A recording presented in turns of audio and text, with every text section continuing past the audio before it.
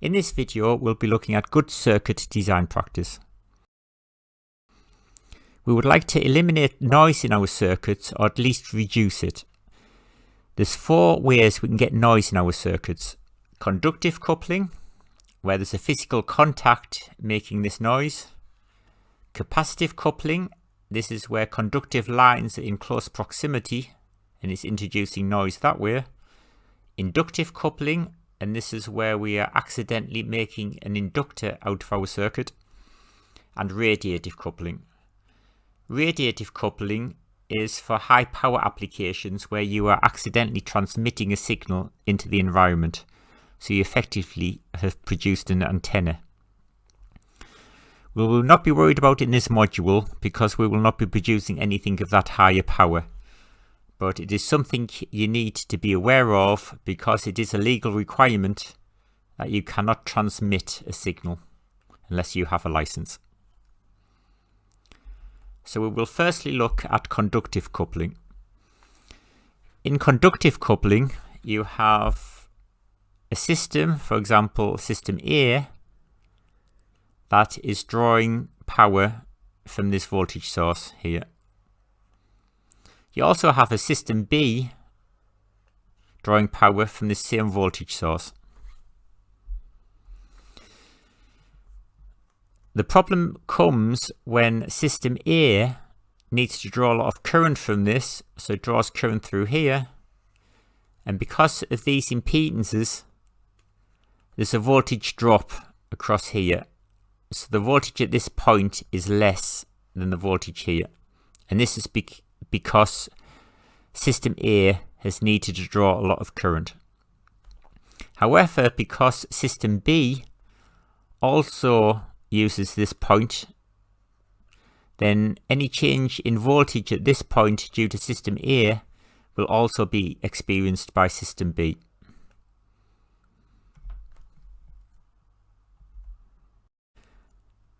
Our first solution is to reduce the shared impedances.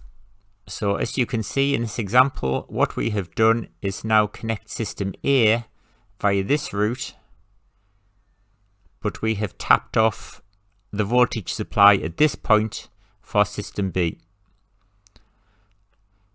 So if system A draws a lot of current, you will get a small voltage drop across here and here, but at least system B will experience less of an effect because it is tapping the voltage off at this point. A second solution is to add capacitors next to our voltage supply pins. So this is particularly important when it comes to looking at chips such as microcontrollers and op-amps. We have our chip here, and we might potentially experience a fluctuation in our voltage source. If we connect a capacitor between our voltage source and ground here, then this will help to smooth out any variation we see in our supply voltage. There's some general design rules that we can use to help us make these decisions. So here's suggestions for what type of capacitors to use on your circuit. But if you remember back to filter design, the software also gives us advice in this respect. So we use this software to design a filter, but the software also gives advice about putting capacitors on our voltage supply lines on our op-amps to help reduce this noise.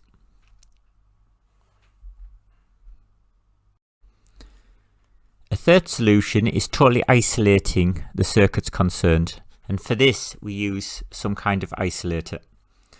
We've got various options. We can have these as optical isolators, capacitive or inductive. And the way they work, so in this case in terms of the optical one, is we have a circuit on this side and a circuit on this side. And these two circuits communicate via this LED transmitting a signal via these photons, which is then picked up by, in this case, an optotransistor. So any noise on this side, so if you have, say, for example, high voltage spikes on this side, they are not coupled into this side of the circuit. And this is an example of what we discussed in voltage regulation. In capacitive coupling, we have two transmission lines, for example, and because they are in close proximity, then they effectively form a capacitor. So a signal in one is mirrored by a signal in the other system. This is particularly relevant when we have very rapid changing voltages, because the current is proportional to the rate of change of voltage. So a fast switching voltage on one line can potentially induce large currents in the other line. So the solution to get around this is firstly to shield our transmission lines. So if you have a single wire, you could put a shielding cable around your wire connected to earth, and this would then help to isolate it from other cables. And in the terms of PCB, so if you're putting your circuit down on a flat PCB board, what you do is wherever there is not any circuit lines, you fill the board with copper and earth that copper. So all this area is earthed. And again, that helps to prevent the capacitive coupling between our different circuits. The second option is to reduce the fast changing voltages. So you can see here, we've got a digital signal where the voltage switches on and off. We could easily change the slew rate of this change. So we reduce the gradient dV by dt, and therefore we're reducing the current. In inductive coupling, what we have is one circuit here where we have the circuit as a large loop, and we are potentially sending a lot of current through that circuit. This is going to generate a magnetic field, and if we have a second circuit with a loop that overlaps this loop, first loop, then the magnetic field is going to couple into the second circuit, produce a current, and therefore we are inductively coupling noise into this second system. So the easiest solution around that is to reduce these loop areas, and we do this by twisting the wires together. They're called a twisted wire pair. And you'll find this common on things like motors. So where you have a motor and you have your plus and minus supply, what you do not want to do is make these into a large loop.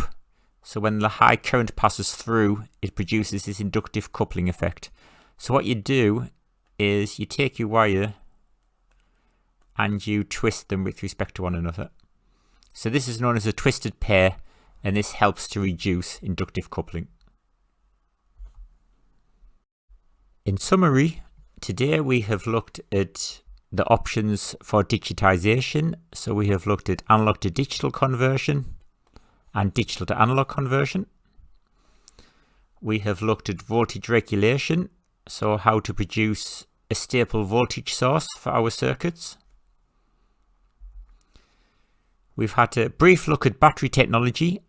Batteries are becoming more popular these days in products, so it's important to understand the principle and operation of batteries.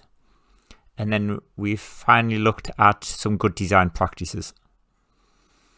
In terms of using these practices to reduce noise, this will not be a problem in our simulations because there'll be no noise in the simulators.